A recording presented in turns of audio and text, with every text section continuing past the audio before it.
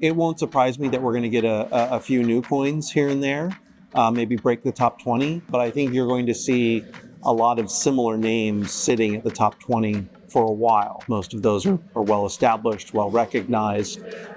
They have a lot of technology and background behind them. It's not going to become a static market by any stretch of the imagination. It's going to be harder and harder for some non-top 20 or top 25 coin to break into the top part of the market.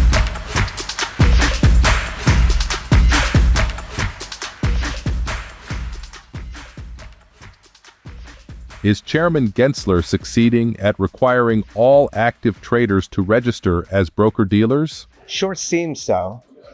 What the SEC did is, I think, overturn about 80 to 90 years of precedent in distinguishing between traders and dealers. And now their rule effectively says that if you're trading, and the way you're trading, you're effectively providing liquidity to the market, whether because you're on both sides of the same market and the same security regularly, or because you're effectively providing liquidity by capturing the bid-ask spread, or you're otherwise taking into account the programs for liquidity provision from the exchanges, that makes you a dealer. What is the impact that it is going to have? You're going to see a significant number of proprietary trading firms who were not registered as dealers have to register based on their trading. You might also see proprietary traders that have broker-dealers, but that have certain trading that has not historically gone into the broker-dealer. And now they'll have to decide, do they put that trading into that broker-dealer, or do they start a second broker-dealer? And a lot of times that'll be based on capital efficiency and the net capital. But you're going to see a lot more broker-dealers in the future. Will there be any broker-dealers left who are not FINRA members if the SEC gets their way? Doesn't appear so. It does seem like a bit of a double whammy, right? First, congratulations, you have to be a dealer. Now, congratulations, you have to become a FINRA member. And so, yes, they basically, with the new rule change, I think we will see almost all of the proprietary trading firms that are registering as dealers become FINRA members, because the exemptions from FINRA membership basically don't work for the vast, almost every trading firm in the way they trade. So I think we will have all FINRA members. If you recall back, I think even a couple administrations ago, even with Mary Jo White, they were looking at the treasury market and trying to understand why a bunch of people that are trading significantly in cash treasuries were not dealers. A lot of our clients are already registered because they actually are dealers. But I think what most of the other clients have relied on is this trader-dealer distinction, which is I'm a trader, not a dealer. I'm not holding myself out. I'm not doing the types of things dealers do. I may trade in a way that I'm on both sides of the market, but that's just trading, and that's how I make money. And so I think that distinction is what's going away. What trends are you seeing in the proprietary trading space? I think the big players are doing well in not only their core competencies, but they're so big and they have sophisticated technology. They're able to really enter into other asset classes. I think some of the smaller firms are still focusing on their core competency, and given their size and scale, it's a little harder for smaller firms to really be able to expand asset classes. I also think what we're not seeing, other than crypto, which we'll talk about, is there's not a lot of new entrants for prop firms. I think the reason for that is just the technology spend is so significant now that the cost of entry and the barriers to entry are high. And so I think we're seeing that, although we are seeing some new entrants that are not fully speed dependent. They have to be fast enough, but not the fastest. We're seeing a little bit of consolidation in the market, M&A activity. Most of it's not public, but one that was public, I'm sure people saw GTS's acquisition of HC Technologies, FX and fixed income book. So there's some consolidation there. We've seen a little bit more of M&A activity actually on technology. So there's a couple clients started by prop firms that did deals. So last year, Geneva Trading had founded GX2 Systems, and they were acquired by South Street, and they're effectively an automated broker. And also TradeWeb last year acquired RateFin, which is another fixed income and interest rate futures brokerage product. So you're seeing a little bit more of the technology plays now come to fruition. What trends have you seen in digital asset trading? It's a very active market. Obviously, the big development over the past few months is the introduction of the Bitcoin ETFs.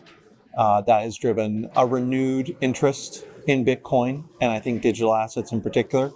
Obviously, the inflows into those funds have been enormous. over the past few months. And so I think there was a bit of a bottleneck approach going on there. The launches of those funds were so highly anticipated that when they happened, there was a lot of interest and a lot of inflow of funds. What are the chances of getting ETFs on Bitcoin options? The SEC, when it approved the Bitcoin ETFs, that was on a 3-2 vote.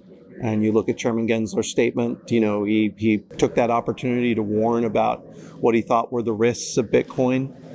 So I think you have an agency that is not itching to approve new things and may have to be, persuaded either through, court or Congress or otherwise to persuade. So I think it's going to be a hard process, a bit of a long process to get new products online, but there are certainly a lot of people making an effort. And as we saw with the Bitcoin ETFs, at some point, usually that will break through. What are some of your successes in the crypto space? Katten's been active in the crypto space for a long time. I started Katten 3 years ago, but 7 years ago, when I just started as general counsel of the CFTC, my first meeting with someone outside of the CFTC about crypto was with Katten. I personally have Katten on my radar for quite a long time in the crypto space, but the firm itself has helped a number of well-known entities get registration. I mean, LedgerX and ErisX were some early successes for the firm and in its crypto practice. Obviously, we're very well published and well read by a number of sources. More recently, we're representing Binance US in the SEC litigation. I mean, I argued the motion to dismiss in January. That's going to be, one of the platform cases that's going to go a long way to determining if the secondary market transactions in digital assets are securities transactions or not. So that's a very important part of what's going on. And I think because of Katten's diverse client base, proprietary trading firms, hedge funds, platforms, intermediaries, Katten really has some good insights into what is happening in the crypto space, just from a from a market trends and a market surveillance and intelligence perspective, as well as kind of what legal and regulatory issues are coming up. So it certainly is a very exciting place to practice at Katten. So a lot of the secondary market trading issues has been a big question. There's been a lot of questions coming out of the Binance.com settlements with the CFTC, DOJ, and other agencies last year. Companies trying to figure out if their overseas operations can be onboarded onto the offshore exchanges under some of the new onboarding procedures that are in place, which are partially based on U.S. regulatory requirements. So those are two of the big questions that we're dealing with right now.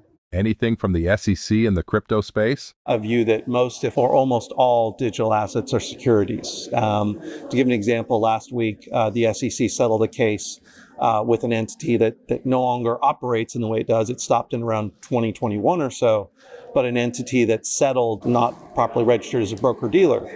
And the SEC statement said that this entity traded 79 digital assets, some of which were securities.